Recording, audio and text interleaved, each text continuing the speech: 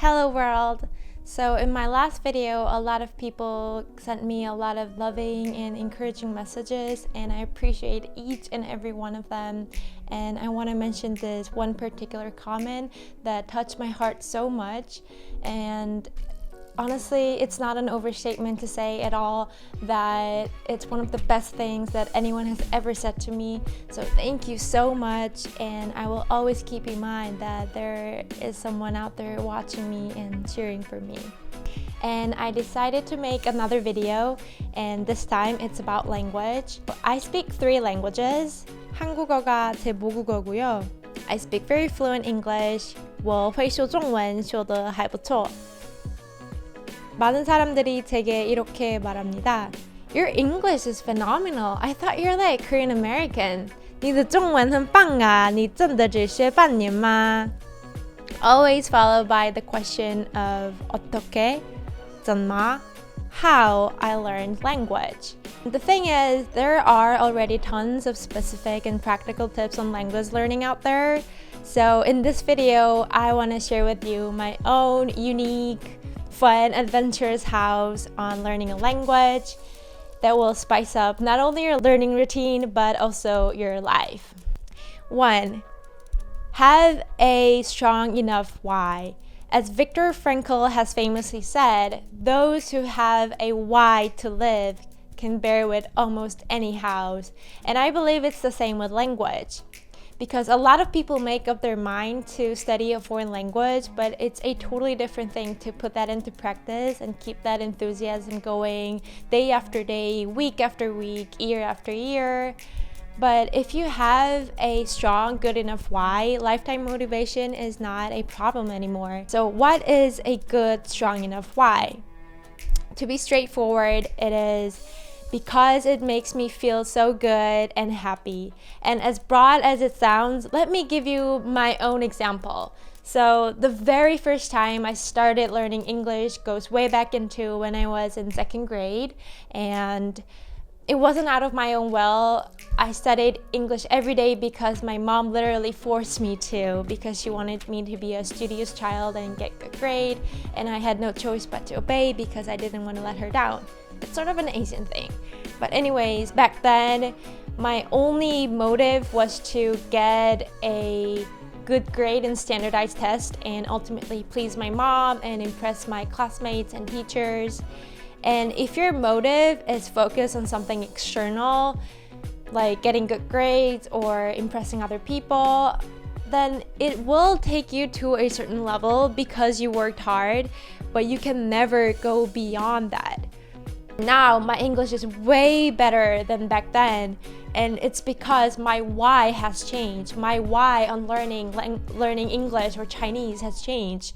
Now I'm learning English and Chinese because languages are a pathway for me to escape from Korean culture that I grew up in that suffocated and stressed me out, and it is a way for me to make new friends and see new perspective of the world. In other words, it's a liberation for me. And so that's a strong enough motivation for me. So that's why it was possible for me to keep on going. Really, after I started enjoying all the language learning process, I was able to pick up humor, jokes, psychological effect one vocabulary can have in a certain context, or having a heartfelt communication became easier for me rather than just having a superficial conversation. It really opened doors for me to meet new friends, new amazing friends. And I used to think that in Korean culture I was sort of a misfit or a weirdo, different from everybody else. But now that I have more friends from different cultures who understands me better and embrace my weirdness, and a lot of them are even weirder than I am, which is so freaking amazing because it's such a cool thing for a weirdo to be surrounded by other super weirdos. And so I am really grateful that I picked up language learning as my hobby. And another good motivation I want to mention is that I used to have a crush on someone who was a native English speaker, and talking with him was a pure joy for me. So every day I worked on to better my English, become more fluent, more wittier and funnier in English, so that I could make him smile and laugh more with my sense of humor in English. And seriously, that time frame was when my English fluency skyrocketed.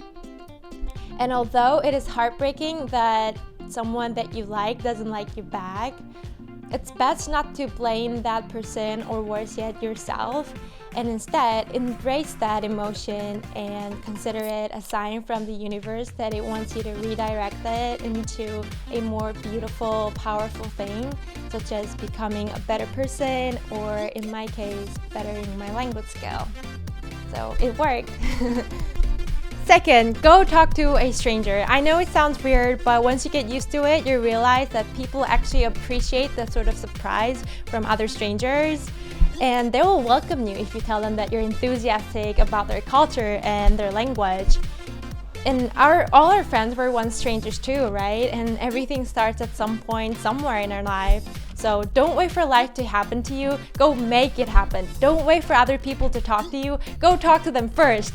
Don't expect your language to improve in your comfort zone. Challenge yourself to get out from there, and it will improve so much faster because it stimulates your brain way more than just sitting at the desk studying. And I know that it takes time to completely get used to it, but once your brain constantly deals with fear or embarrassment, you eventually conquer it and you'll be more numb to it, and you'll even get to a level where you can deal with it with proper respect, manner, and humor. Third, make tons of mistakes. A lot of people are afraid to make mistakes because they're afraid that other people might judge them, but it's not even your native language, and even in our own mother tongue, we cannot be 100% perfect in it. So don't even bother trying to avoid mistakes, because that's not going to happen. And language is something that should be processed in your brain, not something that should be forced to put into your brain. So let your language stick more with you by letting your brain process it through the mistake you make that will eventually tie into your emotion and memories. And who knows, some of it might turn out to be a really funny anecdote that you can share with your friends and family in the future, and you can share laughter all together. Fourth, maybe my least favorite how, work hard and work on it every day. Just like we have to wash our face every day to stay clean, work out every day to stay fit, language is the same. To stay fluent, you have to work on it every day, otherwise it's gonna regress. And it definitely involves sitting at the desk and reading those books and memorizing those words. But the good news is that if you know how to balance it with a more fun and exciting method, then it wouldn't come off as too excruciating or boring, but you will consider it an essential, worthy process that's gonna enliven your language learning routine. So to recap this whole thing, if language learning feels fun to you, you just cannot but make time to do it, and naturally, scientifically, it will improve your language skill. So do what you love and love what you do. I hope this helped, and thank you so much for watching.